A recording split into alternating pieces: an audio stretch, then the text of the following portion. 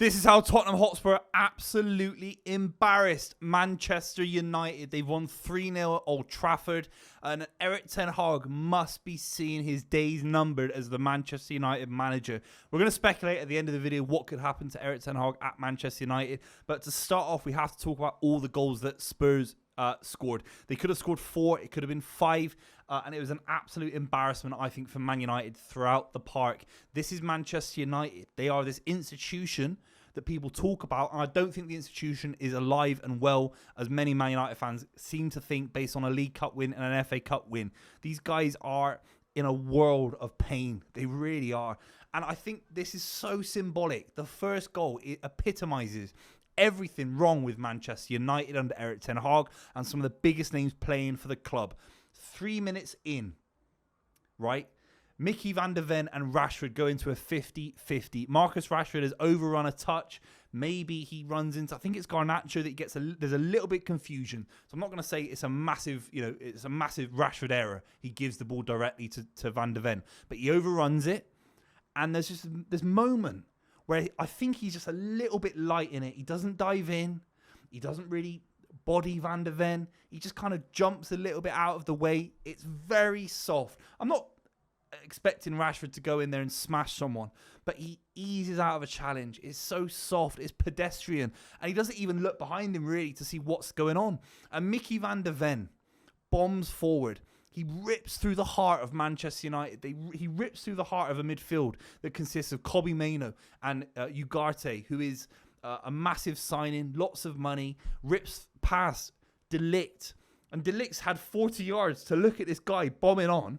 His fellow Dutchman, who's better than him, by the way, by a country mile better than him, bombing on. And he can't even set his body up, ready, getting low, accelerating to match him stride for stride. Something that someone like Van Dijk is very good at doing.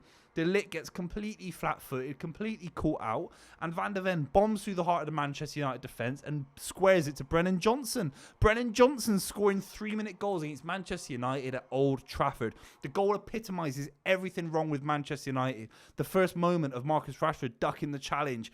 The way that... How does De Ligt score a goal that Twente scored on Thursday night? It's exactly the same kind of goal. Different part of the pitch for Manchester United. It was the left-hand side for Manchester United's defence against Twente versus the right-hand side of De Ligt's side for Spurs with Van de Ven. But clearly, Postecoglou's put an arm around Van de Ven. He's already done that this season, by the way, and said, there's an opportunity here. These guys won't learn. And Ten Hag isn't able to adjust from what happened against Twente, which was a miserable performance, a miserable result against Twente, 0-0 in the Europa League, right, after a few really poor performances before that as well for Manchester United. And he's not able to say, hang on a second, we've got an issue here. Players can burst through. Players can run through the lines. I need to address the press. I need to address how the front three are pressing defenders, how the front three are working hard off the ball. I'm not going to label that at Garnacho in particular or Xerxes. I thought put an okay shift in today in terms of work rate, but Rashford in particular. And Van de Ven can just pierce through the heart of the Manchester United back line. It's an absolute embarrassment. It is an absolute embarrassment. I remember Cesc Fabregas scoring a very early goal against Spurs at the Emirates, doing that very famous one against Harry Redknapp Spurs, I think it was. And the abuse that Spurs side got because of that. In football, people can score 30-yard volleys, bicycle kicks, great teamwork goals, great crosses into the box. You can always hold your hands up sometimes and say, right, a great goal is a great goal. When someone runs through your whole side, no one takes accountability, no one takes responsibility, and that all comes from the coach. The level of performance from Manchester United today was so consistently poor across the whole board, across the whole 11, across even the subs that came on, Mason Mount, right? That actually you have to say this manager is complacent and complicit to what is happening at Manchester United. I've run out of words. 47 minutes in, up the other end, and to be fair to Manchester United, oh no, we have to talk about the red card. This is the second most important thing to happen today. Not the other goals that Solanke scores, Kulusevski. We'll talk about them in a minute. But there's that little 50-50. James Maddison does very well to shift his weight, turn, and kind of push past Bruno Fernandes. And Bruno Fernandes just loses his hair, is so frustrated, and he takes it out on James Maddison. And there are certain angles where it looks soft. There are certain angles where it looks like a more of a deflected kind of tackle, and it's kind of just a little bit ugly. But if you look at the right angle, he's gone high, scraping down his leg. That is a leg breaker without a shin pad on, in my opinion, or potentially approaching that kind of territory. That could have broken his leg. It could have broken his ankle. It could have broken his higher kind of shin bone. No question. Don't debate it if you're a Manchester United fan, because you're an absolute moron. It's a red card all day long in modern football. Yes, maybe the 1990s with Vinnie Jones, you want maybe the opportunity to do one more of those per game. But in modern day football, and Bruno Fernandes knows, you're at Old Trafford, you've got to put up a show, you're 1-0 down, and you're letting the side down. And Bruno Fernandes is just everything. I think he's everything wrong with Manchester United. Yes, he shows a lot of quality and works hard, and Man United fans are going to sit there and say, well, I don't know what I'm talking about, I'm being biased. But moments like that, just lacking in quality, lacking in the fundamentals, lacking in leadership. He's the captain of Manchester United. How have Manchester United gone from Sir Bobby Charlton? They've gone from Brian Robson. How have they gone from that to, Wayne Rooney at points, to Bruno Fernandes? Oh, it's an absolute embarrassment. It really is.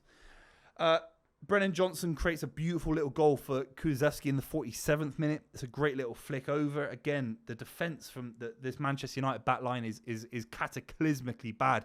There's 23 times now that Manchester United have conceded 3 or more goals under Erik ten Hag. So he can't set out a defence. Let's be honest, he can't.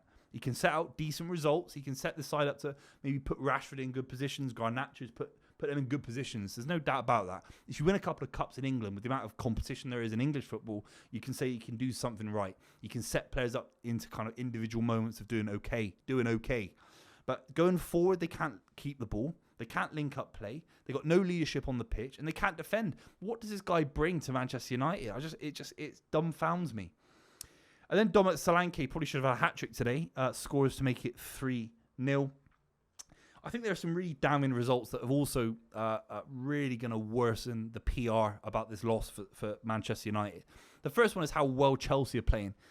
Chelsea have brought in a Manchester United kind of reject that Erik ten Hag couldn't lower his ego to, in my opinion. And yes, a lot of these footballers, I'm talking about Jadon Sancho, a lot of these footballers are real assholes. They really are. And Jadon Sancho is probably no different, with all due respect. But sometimes you have to lower your ego and just say, this guy's an absolutely fantastic talent. He's just got to the Champions League final with Dortmund. I'm going to use him however I can. I'm not going to give him to a rival. I'm going to be strong. I'm going to have backbone. And I know he put an arm around Sancho. I know he's done it as much as he can to make Sancho come on board.